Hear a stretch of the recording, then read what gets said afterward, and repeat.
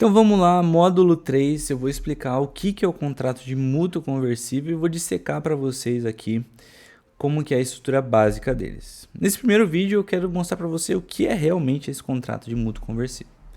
Então vamos lá. O contrato de mútuo conversível é um contrato feito aqui no Brasil para investimento em startup, que ele é inspirado na Convertible Debt dos Estados Unidos, ou seja, na dívida conversível. O mútuo é um empréstimo conversível, quer dizer literalmente que esse empréstimo pode ser convertido em alguma coisa, ou seja, que o pagamento desse empréstimo de dinheiro pode ser feito de outra maneira que não dinheiro. No nosso caso, em participação societária. Então, quando ocorre o mútuo, ocorre contabilmente um empréstimo e esse empréstimo não vai ser pago necessariamente pela startup em dinheiro, e sim vai ser convertido em participação societária para que esse dinheiro não precise sair da startup, mas esse mútuo seja pago ao investidor. Então, o mútuo conversível é um empréstimo pago em participação societária. Esse empréstimo lê-se investimento. Bom, agora que a gente entendeu como que funciona, né, um mútuo conversível, é importante deixar claro o seguinte. No mútuo conversível vai existir um momento adequado para a entrada desse investidor na sociedade. Isso é uma coisa que poucas pessoas se atentam, de forma que, se a gente seguir uma lógica de mercado tradicional, geralmente esses investidores já entram diretamente numa sociedade. Aqui vai ser diferente. Com a assinatura desse mútuo, dessa dívida conversível, é como se o investidor tivesse um cheque. Né? Nesse cheque vai estar descrito quanto ele pode ter de participação societária. Não quer dizer que ele vai ter isso naquele momento e que ele vai estar na sociedade naquele momento, mas que no momento correto ele pode depositar aquele cheque no banco e o banco dar para ele aquela ordem de pagamento em dinheiro.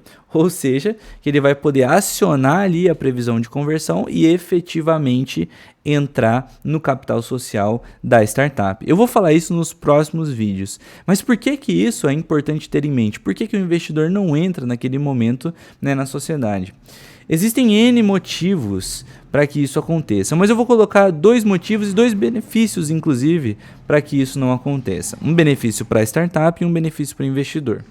Para o investidor, o maior benefício é o seguinte: muitas vezes essa startup vai poder incorrer em riscos do negócio, né? E um deles, o mais comum, é que ocorra, por exemplo, a desconsideração da personalidade jurídica da startup para o pagamento de alguma dívida. O que isso quer dizer? Que eventualmente a startup vai incorrer em dívidas em que os sócios vão ter que arcar com os prejuízos para o pagamento dessa dívida.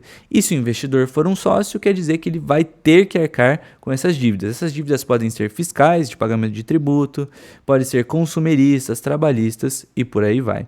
E para o investidor se proteger disso, a gente faz um mútuo conversível em que ele não entra ali enquanto aquele investimento estiver rendendo. Ele só entra no momento específico e assim diminui drasticamente os riscos do investimento dele, principalmente no que tange ali ao patrimônio pessoal dele.